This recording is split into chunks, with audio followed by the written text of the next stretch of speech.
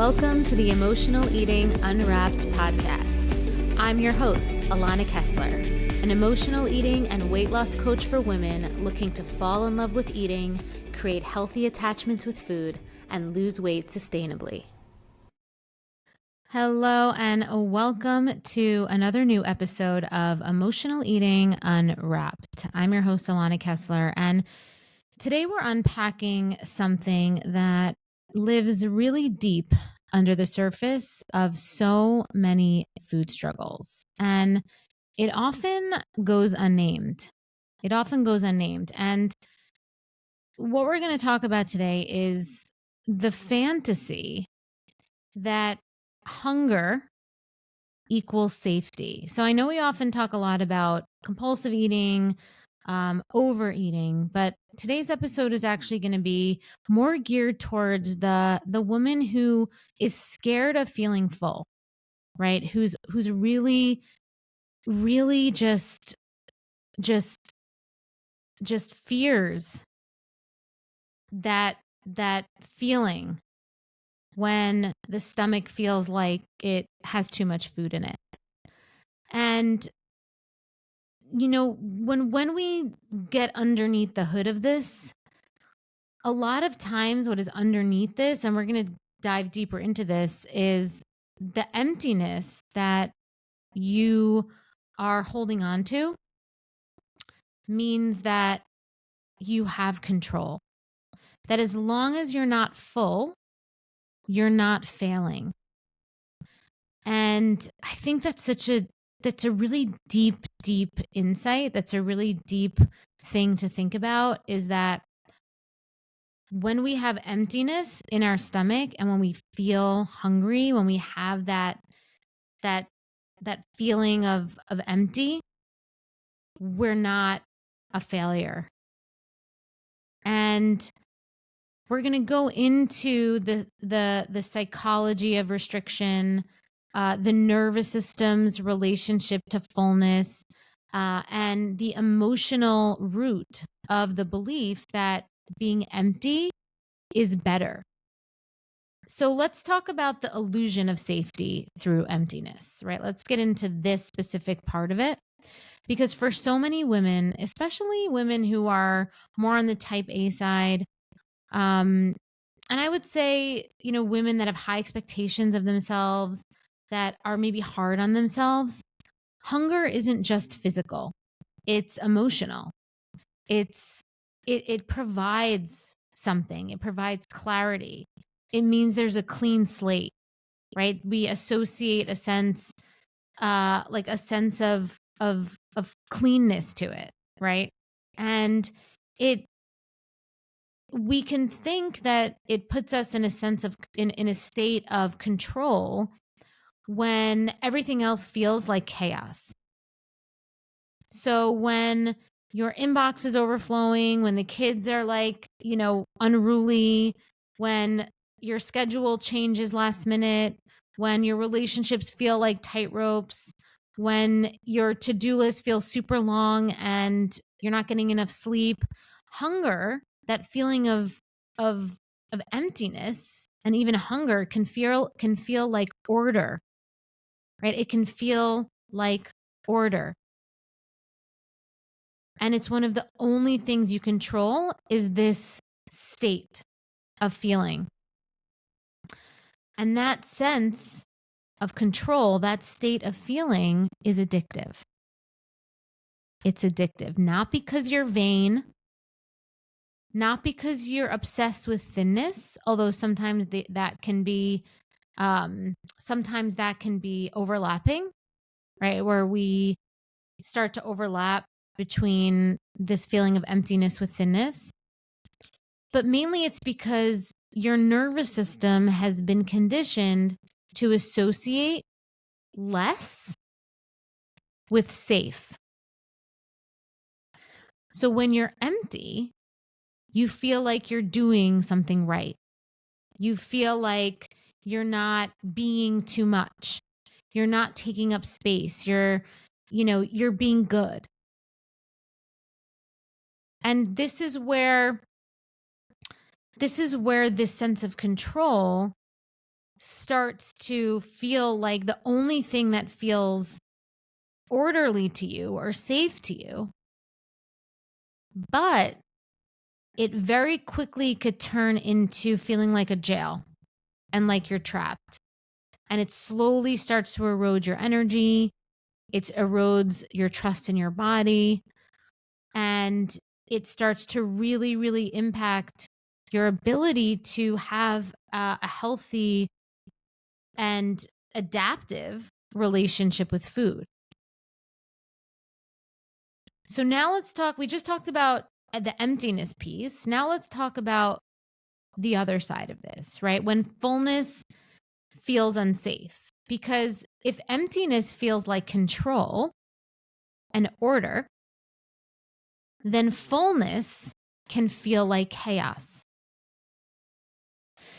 And for some of us, that feeling of fullness, it's not just physical discomfort, though we might focus in on the physical discomfort of it all.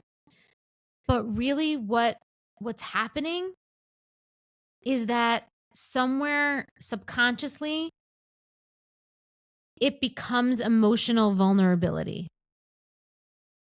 So this feeling of fullness, it's not just like, oh, I feel so full, I'm so uncomfortable. It's, oh my God, I'm emotionally vulnerable right now. Because it could bring up these thoughts and belief systems like, I lost control, I overdid it, I should have known better, I failed. And these feelings can happen even if you were nourishing yourself, even if you were honoring your hunger, right? So it has nothing to do with the food itself. It has to do with the sensation of being full. And why is that? Because fullness might remind you of the very things that you've tried to suppress, which is shame, which is visibility, which is too muchness, right? Like, I'm too much. Because what happens is being full, and I'm not talking about being overstuffed. I'm just talking about like that sense of, oh, I'm full, right? Like, oh, I'm like, I feel full. You can, if you're watching on YouTube, you could see my hand gestures. But what happens is when you're full, when you're satiated, it forces you to feel. And if your body has only ever felt safe when it was restricted, right? If your body has only ever felt safe when it was empty or it was restricted, the sensation of being full can activate old trauma responses.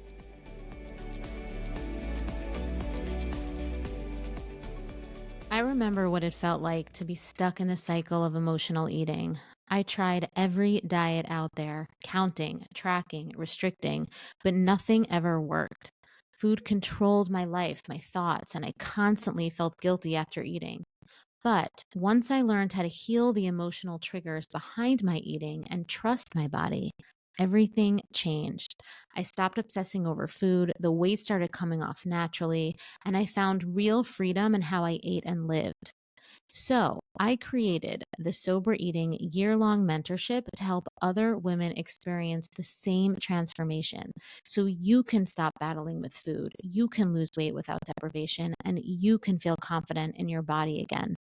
In this mentorship, you'll have access to my proven nervous system rewiring method. You'll have access to live coaching with me, weekly accountability, and a community of women who truly understand your journey. You'll also have free access to my signature programs, the Emotional Eating Solution and Decoding Permanent Weight Loss, valued at $2,000. Click the link in the show notes to explore the mentorship today. You don't have to do this alone. I'll be right there with you every step of the way.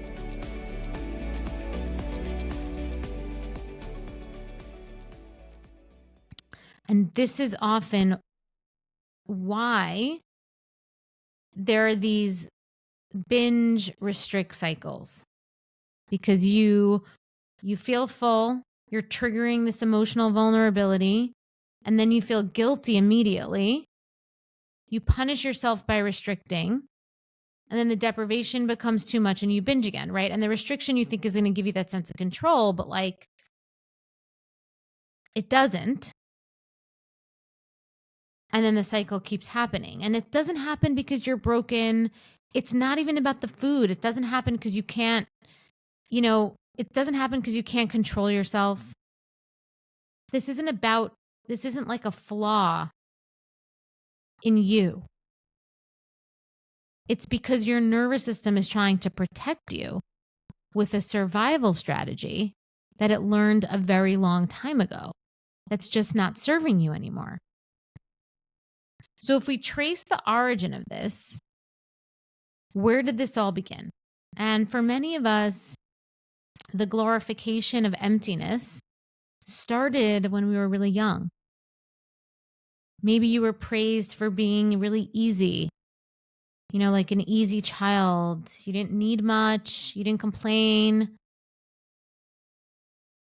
Right? You were resilient. You had a lot of willpower. Resilience is very different as an adult as it is for a child, right? Kind of like when you're a resilient child, it's almost like it means that a lot of that's like, oh, you abandon your own needs.